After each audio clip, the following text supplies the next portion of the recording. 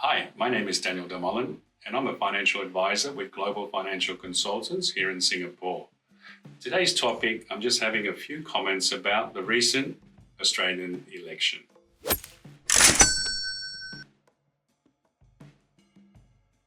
Firstly, where do I stand?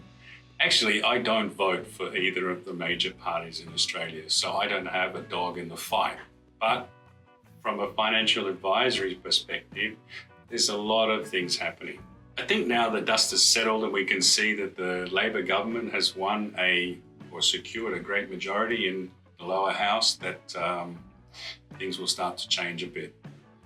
I think it's especially concerning for us expats overseas. We need to consider things that might change in the future too. Let's start with where was Australia before the election. So on the 1st of May, consumer prices from Q1 was about 2.4% annualised. Unemployment rate was 4.1%. But more worrying, the Australian government deficit was 1.7%. During the last budget release, we were told that there'll be federal government deficits at least for the next 10 years. Why is this important?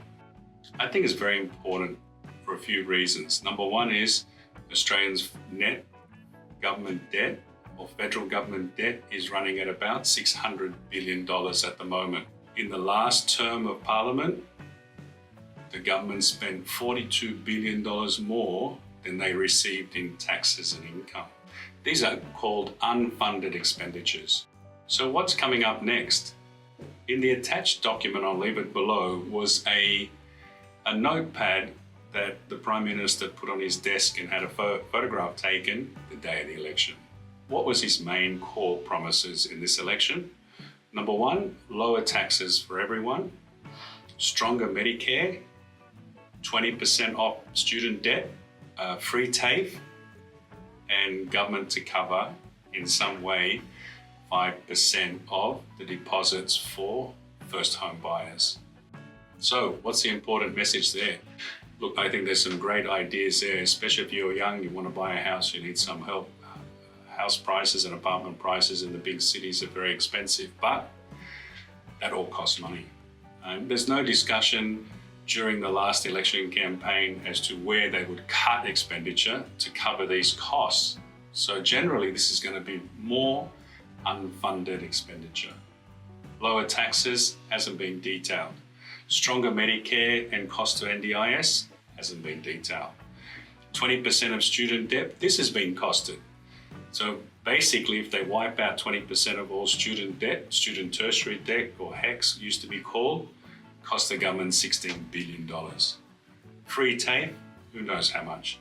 5% for first home buyers, we are not sure how that's going to be covered.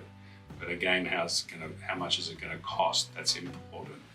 The other point that didn't come up during the election was during the last Parliament, they tried to pass changes to superannuation laws to bring down the cap to $3 million, which didn't pass. But don't be surprised that comes up in the next Parliament. So what does it mean to us expats, the workers that call Australia home but live overseas? I think during the next Parliament, as they are trying to fund all these expenditures that got them elected, there'll be changes to laws surrounding or maybe affecting us as expatriates. There's 2 areas, maybe 3 areas that we need to consider. Number one, they might bring back the changes to the residency laws, the ones that were discussed probably just before COVID or during the 2001-2002 Parliament, where if you have direct attachments, that means if you have family living in Australia and you have access to a house in Australia and you have some other conditions and you spend more than 45 days a year, you'll be subject to some Australian tax. Conditions and details still need to be discussed. Number 2, how much money do we have in superannuation? If superannuation laws changes if that law passes again, bring down super cap to 3 million, there was also discussions in the last Parliament about bringing that cap down to $2 million. So things are going to be affected. The third point is During the Gillard government, which was 2010 to 2013, there was a white paper being circulated about bringing in, again, the same sort of situation, unfunded expenditures, government spending more money than they can collect. She had a white paper that was being circulated regarding a global tax for Australians, something similar to the US. So what is the best way forward?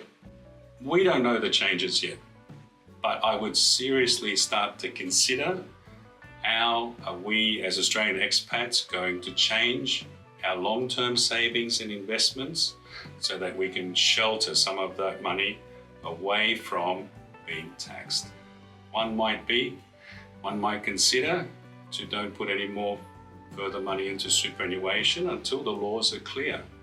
Another point might be, if you're going back to Australia at some point in the future, using an insurance bond rather than superannuation for retirement.